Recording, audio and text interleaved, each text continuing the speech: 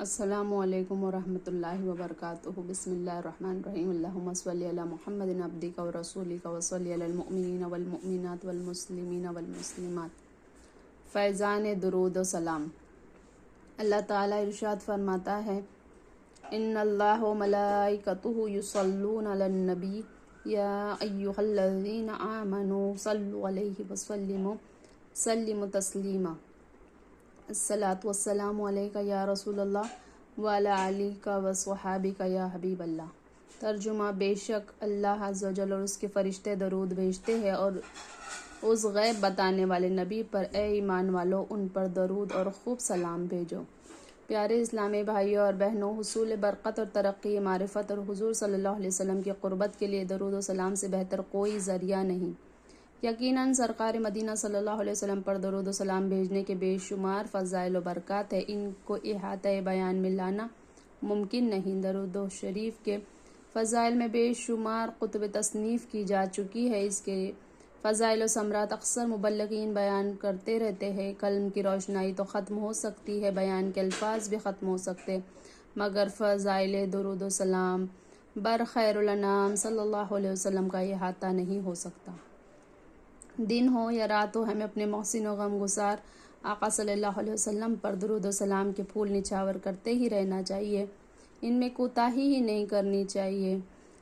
یوں بھی سرکار مدینہ صلی اللہ علیہ وسلم کے ہم پر بے شمار احسانات ہیں۔ بطن سیدہ آمینہ رضی اللہ تعالیٰ عنہ سے دنیائے آب غل میں جلوہ افروز ہوتے ہی آپ صلی اللہ علیہ وسلم نے سجدہ فرمایا اور ہونٹوں پر یہ دعا جاری تھی،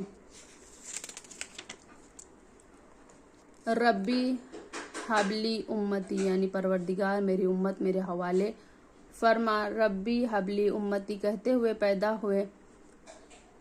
حق عز و جل نے فرمایا، بخشا الصلاۃ والسلام و رحمت عالم صلی اللہ علیہ وسلم سفر معراج پر روانگی کے وقت امت آسیوں کو یاد فرما کر آپ دیدہ ہو گئے۔ دیدار جمال خداوندی اور خصوصی نوازشات کے وقت بھی گنہگار امت کو یاد فرمایا۔ عمر بھر گنہگار ان امت کے لیے غمگین رہے، لہٰذا محبت اور عقیدت بلکہ مروت کا بھی یہی تقاضا ہے کہ غمخوار امت صلی اللہ علیہ وسلم کی یاد اور درود و سلام سے کبھی غفلت نہ کی جائے۔ جو نہ بھولا ہم غریبوں کو رضا، ذکر اس کا اپنی عادت کیجیے۔ اگر کوئی شخص کسی پر احسان کرے تو چاہیے کہ محسن کو بدلہ دیا جائے، اگر بدلہ نہ ہو سکے تو کم از کم اس کے لیے دعا کر دی جائے۔ اگر کسی کے گھر دعوت کھائے تو اس کے لیے بھی دعا کرے۔ غور فرمائے، پیارے مصطفیٰ صلی اللہ علیہ وسلم کے ہم پر کتنے احسانات ہیں، مگر یہ کب ممکن ہے ہم ان کا شکریہ ادا کر سکیں؟ بس اتنا ہی کرے کہ ان پر درود سلام کے تحفے بھیجا کرے، یعنی آپ صلی اللہ علیہ وسلم کے حق میں دعائے رحمت کیا کرے، جیسے فقراء سخی داتا کو دعائیں دیتے ہیں۔ شکر ایک کرم کا بھی ادا نہیں ہو سکتا۔ دل تم پر فدا، جان حسن تم پر فدا ہوں۔ الصلاۃ والسلام علیک یا نبی اللہ وعلی آلک وصحابک یا نور اللہ۔ مذکورہ بالا آیت کریمہ سرکار مدینہ صلی اللہ علیہ وسلم کی صریح نعت ہے، اس میں ایمان والوں کو پیارے مصطفیٰ صلی اللہ علیہ وسلم پر درود و سلام بھیجنے کا حکم دیا گیا ہے۔ لطف کی بات یہ ہے کہ اللہ عز و جل نے قرآن کریم میں کافی احکامات صادر فرمایا، مثلا نماز، روزہ، حج وغیرہ وغیرہ، مگر کسی جگہ پر یہ ارشاد نہیں فرمایا کہ یہ کام ہم بھی کرتے ہیں، ہمارے فرشتے بھی کرتے ہیں اور ایمان والو تم بھی کیا کرو۔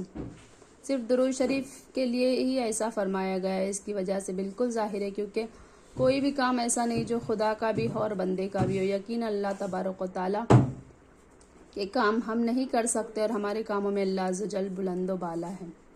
اگر کوئی کام ایسا ہے جو اللہ عز و جل کا بھی ہو، ملائکہ بھی کرتے اور مسلمانوں کو بھی اس کا حکم دیا گیا، تو صرف اور صرف آقائے دو جہاں صلی اللہ علیہ وسلم پر درود بھیجنا ہے۔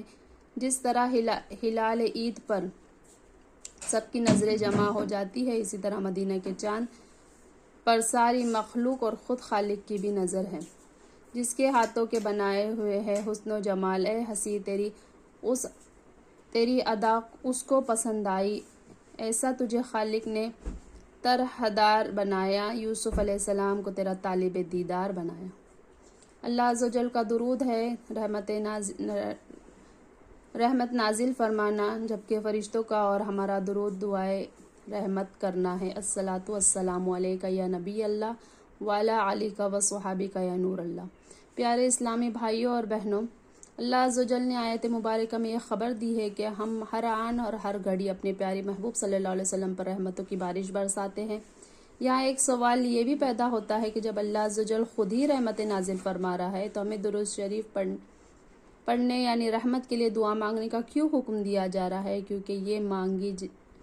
کیونکہ مانگی وہ چیز جاتی ہے جو پہلے حاصل نہ ہو، تو جب پہلے ہی رحمتیں اتر رہی ہے پھر مانگنے کا حکم دیا۔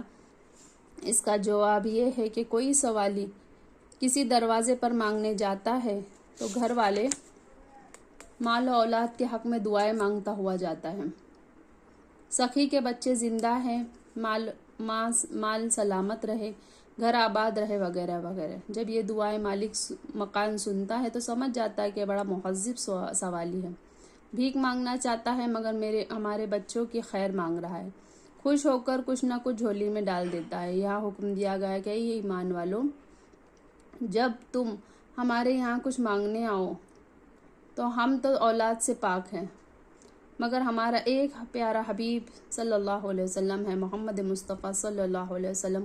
اس حبیب صلی اللہ علیہ وسلم کی، اس کے اہل بیت رضوان اللہ تعالی علیہم اجمعین کی اور اس کے اصحاب علیہم رضوان کی خیر مانگتے ہوئے، ان کو دعائیں دیتے ہوئے آؤ تو جن رحمتوں کی ان پر بارش ہو رہی ہے اس کا تم پر بھی چھیٹا ڈال دیا جائے گا۔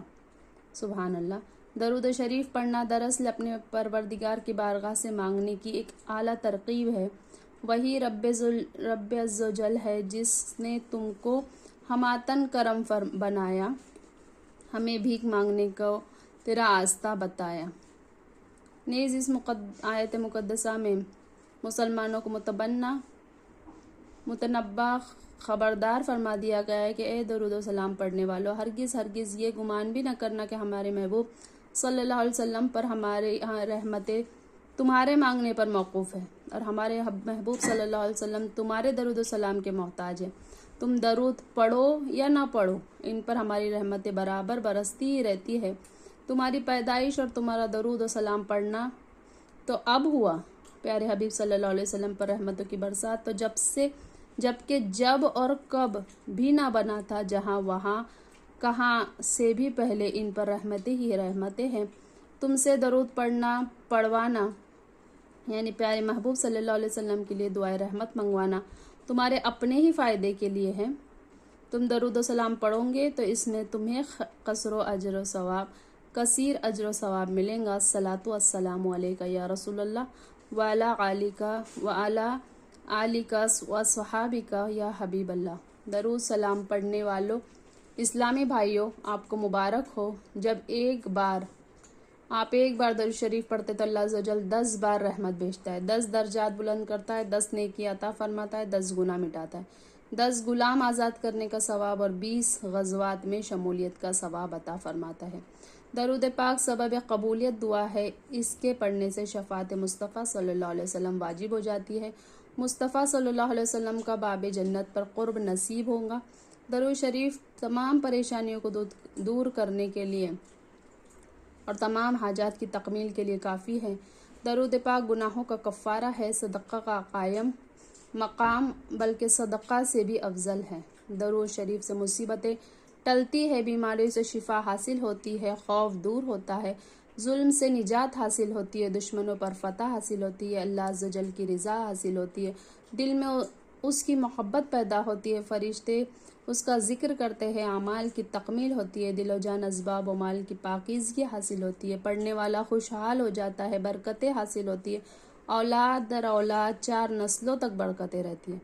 درود شریف پڑھنے سے قیامت کی ہولناکیوں سے نجات حاصل ہوتا ہے، سکرات موت میں آسانی ہوتی ہے، دنیا کی تباہکاریوں سے خلاصی نجات ملتی ہے، تنگ دستی دور ہوتی ہے، بھولی ہوئی چیز یاد آ جاتی ہے، ملائکہ درود پاک پڑھنے والے کو گھیر لیتے ہیں، درود شریف پڑھنے والا پل صراط سے گزرے گا تو نور پھیل جائے گا اور وہ اس پر ثابت قدم ہو کر پلک جھپکنے سے نجات پائے گا اور عظیم تر سعادت یہ ہے کہ درود شریف پڑھنے والے کا نام حضور سراپا تاجدار مدینہ صلی اللہ علیہ وسلم کی بارگاہ میں پیش کیا جاتا ہے۔